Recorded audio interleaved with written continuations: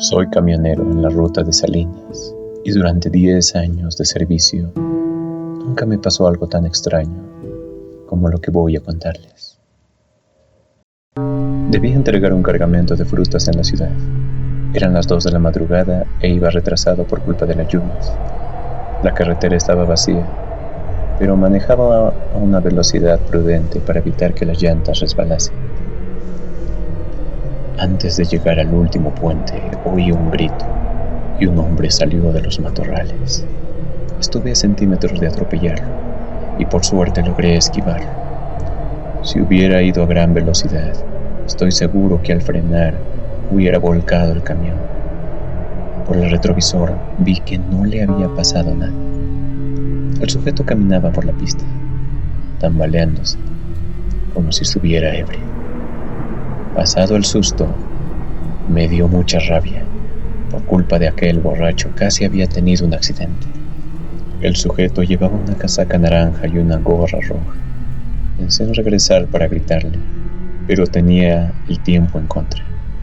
Seguí conduciendo y con el ajetreo del día, olvidé el asunto. La semana siguiente, mientras hacía el mismo recorrido en la noche, volví a ver al hombre. Lo reconocí por el color de la casaca y la gorra. Estaba sentado en la cuneta, cabizbajo, en la lluvia, como si estuviera desorientado. Me pareció muy extraño verlo otra vez. Pensé que era alguien con problemas mentales, o un mendigo que vivía cerca de allí. Por un momento quise detenerme y hablarle, pero no lo hice. La anterior vez casi había muerto por culpa suya. Pasaron varios días desde aquello y no volví a ver al hombre. Lo hubiera olvidado de no haber escuchado por la radio que un cuerpo humano había sido encontrado en el sitio donde vi al hombre de la casaca naranja, en aquel lugar antes de llegar al puente. Se trataba de un taxista al que le habían robado el auto. Llevaba varias semanas desaparecido. Su familia lo buscaba por todos lados, hasta que un conductor reportó a la policía el avistamiento de un mendigo que, durante las noches, se lanzaba a los autos. Al llegar, los policías no encontraron a ningún mendigo, pero revisando entre los matorrales, hallaron el cuerpo, ya descompuesto, de aquel taxista desaparecido. Dijeron que vestía una casaca naranja y una gorra roja, tal como iba vestido el día en que desapareció. Y aunque parece difícil de creer, las personas que lo vieron de noche concuerdan en que aquel supuesto mendigo era en realidad el alma del difunto, tratando de que su cuerpo sea encontrado, tratando de volver con su familia. Durante las madrugadas, cada vez que paso por aquel lugar, al ver la pequeña cruz que levantaron en señal de luto, pienso con temor que aquello pudo sucederme a mí, o a cualquiera que conduzca por la ruta. Ninguno está a salvo de los delincuentes. Y al llegar a mi destino, rezo por el taxista, esperando que su alma pueda descansar y ya no siga vagando por las carreteras.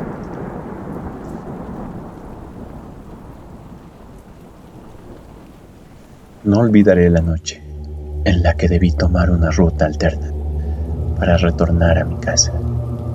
Había hecho un encargo hacia otra ciudad, llevando algunos pasajeros, cuando me enteré por la radio que, al día siguiente, las rutas serían bloqueadas. Varios sindicatos iniciaban una huelga indefinida. Decidí partir por la noche, antes de que cerraran las pistas, pero lo más probable era que me quedara varado a mitad del camino. Así que opté por una antigua ruta.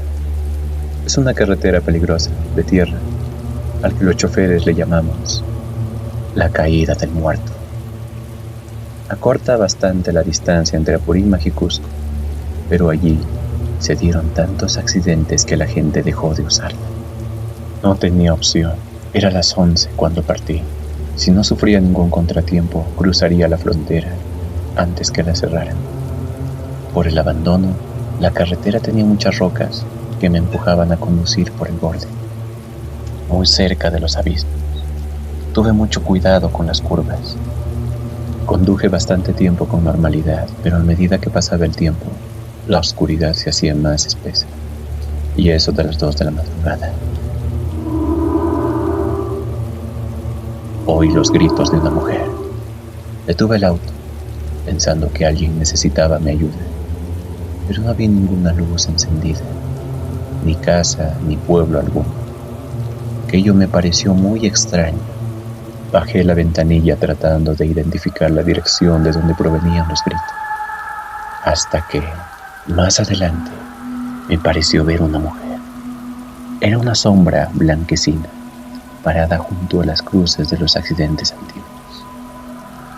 El cabello le caía sobre toda la cara y tenía unas proporciones deformes, pareciendo incluso más grandes que un hombre. Al principio pensé que se trataba de una pobladora que viajaba de noche. En ningún momento pensé en brujas o cosas parecidas. Pero cuando la mujer empezó a gritar y a correr hacia mí, el cuerpo se me estremeció. Toqué el claxon para espantarla, pero siguió acercándose. Su manera de andar y de mover el cuerpo era muy rara, como si no fuera humana. Pensé que podría ser alguna loca que andaba de noche, y retrocedí para no hacerle daño. Ella continuó gritando, como si hiciera un embrujo. Entonces recordé lo que se rumoreaba de esta zona, sobre la existencia de brujas y brujos, que eran los causantes de los accidentes. Detuve el auto y por el retrovisor vi que unos metros más y me hubiera precipitado al barranco. Entre las rocas vi los restos metálicos de un auto accidentado, y eso me dio bastante coraje. Puse los faros a su máxima potencia y comencé a avanzar, tocando el claxon. Entre sus gritos logré escuchar mi nombre. Eso me aterró más. Debía ser verdad que se trataba de una bruja. Aceleré y, apartándome hacia un costado de la carretera, logré esquivarla y seguir mi camino. Por el retrovisor vi que la bruja aún me seguía, pero pronto la perdí de vista. Tenía los nervios tensos. Creo que, de no haberme calmado en las siguientes curvas, hubiera perdido el control del vehículo. Logré llegar a mi destino, pero nunca me repuse de aquel encuentro. He visitado curanderos, chamanes y curas, pero aún tengo pesadillas con esa mujer. ¿Cómo sabía mi nombre? Lo único que sé con certeza es que esa es una ruta maldita y que si vuelvo a tomarla, tal vez no salga con vida.